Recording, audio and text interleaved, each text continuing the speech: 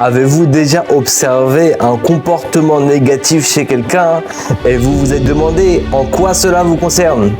En vérité, cela est beaucoup plus lié à vous-même que vous ne le pensez. Lorsqu'on voit quelque chose de négatif chez notre prochain, on ne doit pas penser que cela ne nous concerne pas. En vérité, cette même chose négative qu'on voit chez notre prochain existe aussi en nous. Peut-être d'une manière un peu plus fine, d'une manière un peu différente, mais le même mal qu'on voit chez notre prochain existe aussi en nous. Comme l'histoire du Baal Shem Tov, où une fois il a vu quelqu'un transgresser le Shabbat. Et il s'est demandé, mais comment cette chose-là me concerne personnellement?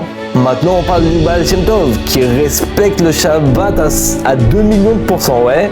Et il s'est dit que si Dieu m'a fait voir cette chose-là, c'est que ce même mal existe aussi en moi. Peut-être d'une manière plus fine, mais ça existe. Et après avoir médité pendant un bon moment, il s'est rappelé une fois qu'il a utilisé un Talmid Chacham.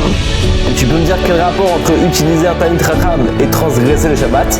Eh bien en fait, le Talmid Chacham représente et symbolise le Shabbat. Tout ça pour dire que tout ce qu'on voit chez les autres, Dieu nous le montre pour réparer nos propres défauts. Imaginez, vous remarquez un défaut chez quelqu'un et au lieu de le juger, vous vous demandez en quoi cela vous touche, en quoi cela vous concerne. Cette approche nous permet d'avoir une compréhension plus profonde de nous-mêmes et de réparer nos propres défauts. C'est un peu comme voir son reflet dans le miroir. Ce que nous percevons chez les autres, très souvent, nous permet de révéler quelque chose sur nous-mêmes. Comment pouvez-vous transformer votre observation des autres en une introspection intérieure et constructive? Rappelez-vous que votre observation des autres est souvent le reflet de votre propre intérieur. Et cela suffit à celui qui comprend. Bracha ve'atzlacha.